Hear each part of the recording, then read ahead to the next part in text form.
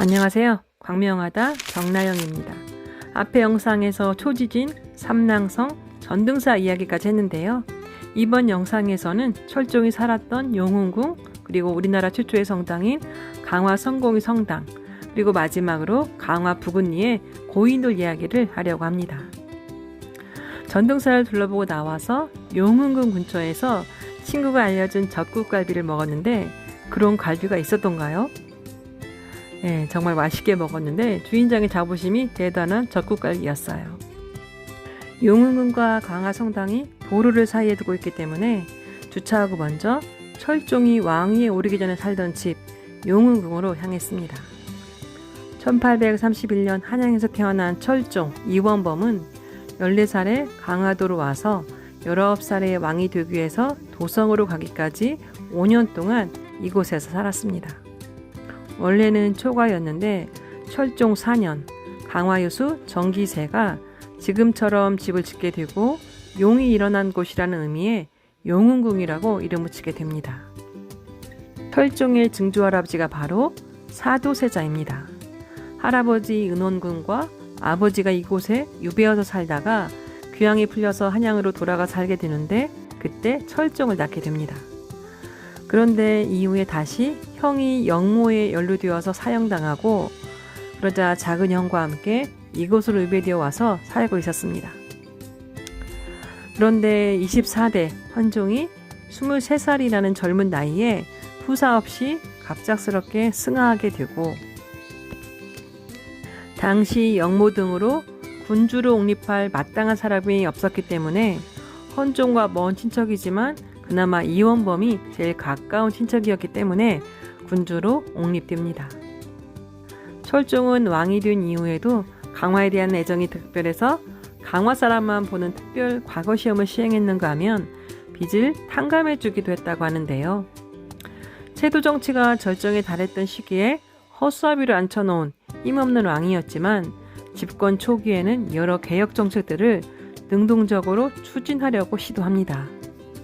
그러나 자신의 정치적 친위 세력이 부족했고 안동김씨 세도가의 반발과 압박 등으로 정책을 추진할 수 없게 되면서 국정에 대한 의욕까지 잃어버려서 여색과 술에 빠졌다고 하는데요.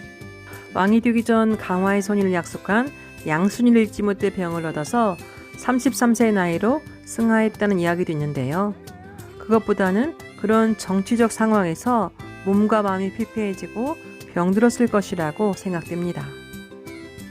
그런데 당시에 작은 형도 있고 사촌형이 있는데 왜 이원범이 왕이 되었는지 이해가 되지 않았는데요.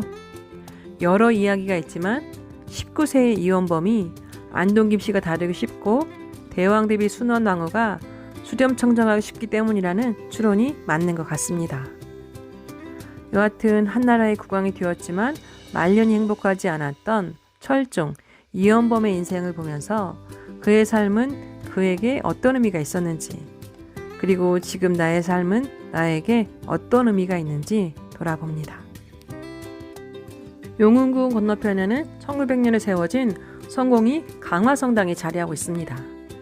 전등사가 제일 오래된 사찰인 것처럼 이곳은 우리나라에서 제일 오래된 성당인데 우리가 자주 봐온 성당과 다른 모습입니다.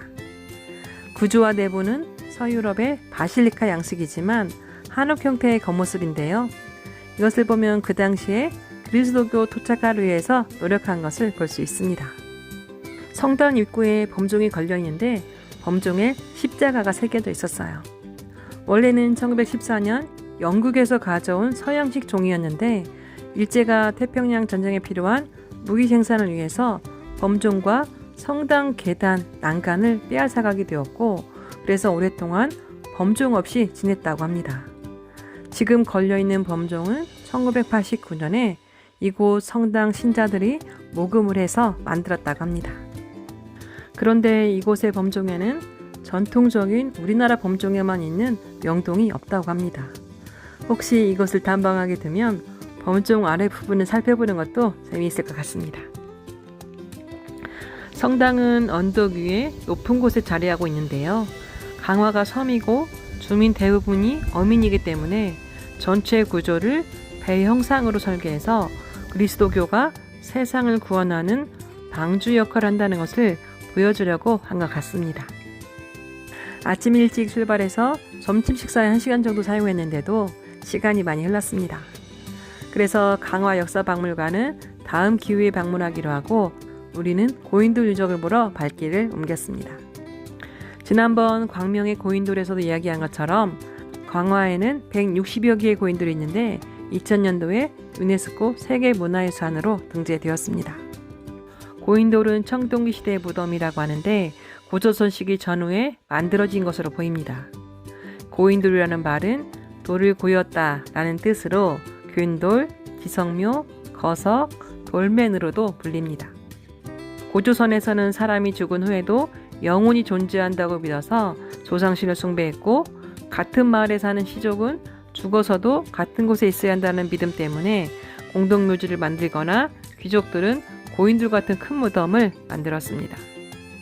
그곳에서 후손들은 어떤 모임이나 종교의식을 행했을 것이고 그래서 고인돌은 무덤의 기능, 제단의 기능뿐만이 아니라 자기 종족의 영역을 표시하는 기능을 하기도 했습니다.